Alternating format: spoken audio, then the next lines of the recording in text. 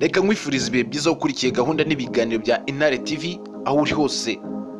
Ariko reka nkutembereze mu rugendo rudasanzwe uyu Perezida Vladimir Putin yakoreye Mariupol, urugendo rw'agatangaza.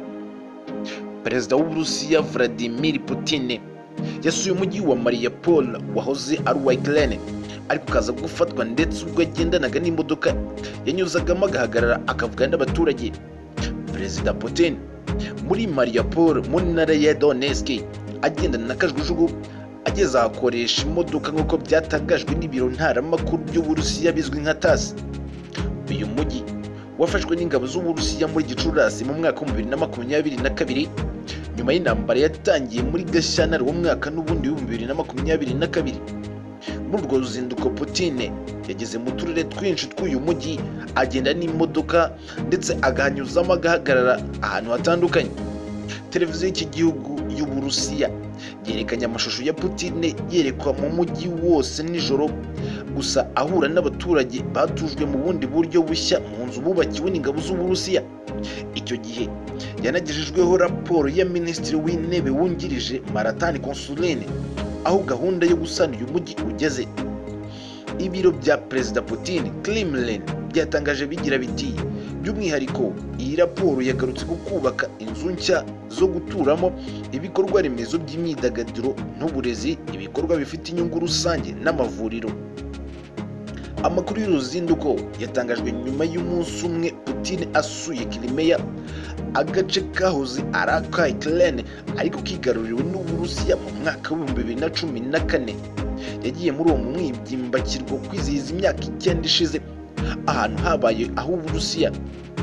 Kandi Putin yasuye umujyi wa Sevastopol uri kumwe n'umuyobozi waho washyizweho n'Uburusiya Mikhail Zavorhayev.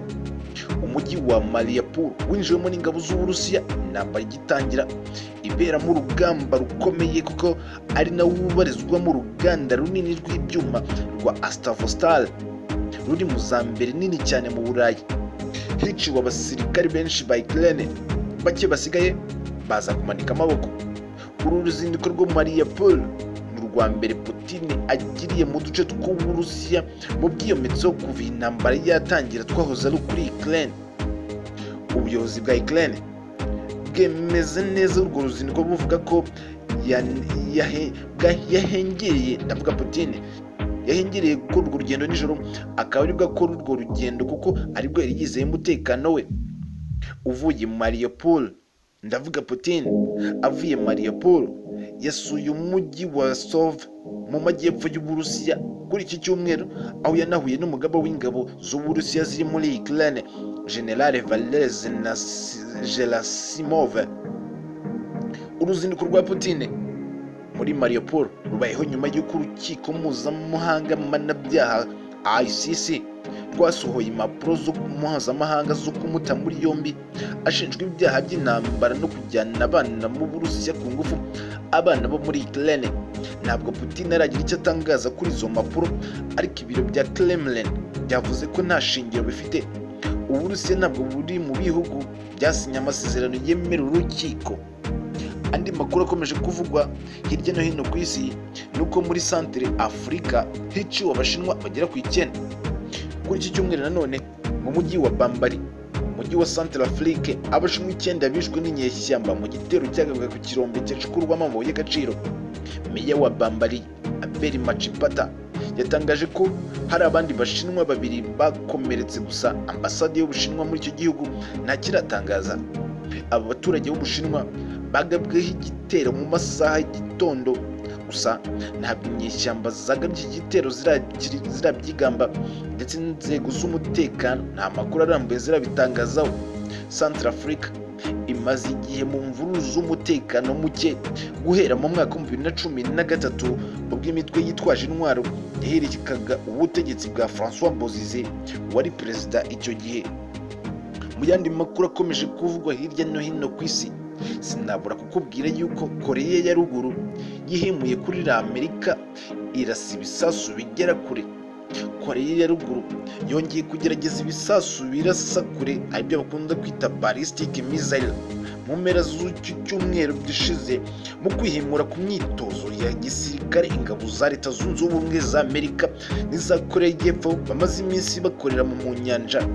Perezida wa Koreya ya Ruguru Kim Jong-un n'umuryango we bakurikiranye igeragezwa ry'ibyo bisasu, aho ibinyamakuru byo muri icyo gihugu bivuga ko bigamije gusuzuma uko igihugu cyakwirwanaho kiramutse kirashweho ibisasu kirimbuzi n'umwanzi. Igisasu cyarashwe kuri iki cyumweru gifite ubushobozi bwo kugenda ibirometero 800 ku butumburuke bwa metero 800. Perezida Kim Jong-un yavuze ko inzego z'umutekano z'iki gihugu cye zikwiriye guhora ziteguye ku buryo zabasha gutabara igihugu mu gihe cyaba gisumbirijwe. Ibinyamakuru byo muri Koreya byatangaje ko ibisasu byarashwe byavuye mu nyanja mu gice cy'ikirwa cy'Ubuyapani. Iri gerageza rije nyuma y'iminsi 5 Koreya ya Ruguru irashe ikindi gisasu kirekire kizwi nka Hwasong 17 gifite ubushobozi bwo kugera ku birometero 15,000. Nabwo icyo gihugu cyabikoze mu kwamagana imyitozo ya gisirikare ingabo za Amerika zari zirimo n'iza Koreya y'Epfo, ibintu Koreya ya Ruguru ifata nk'ubushotoranyi. Reka ngushimire gukomeza gukurikira ibiganiro byacu, urarikira ni gukora subscribe niba utarayikora.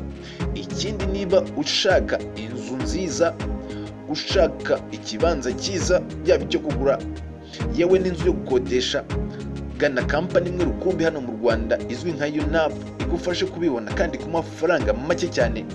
Ubakeneye wabahamagara kuri nimero ikurikira ariyo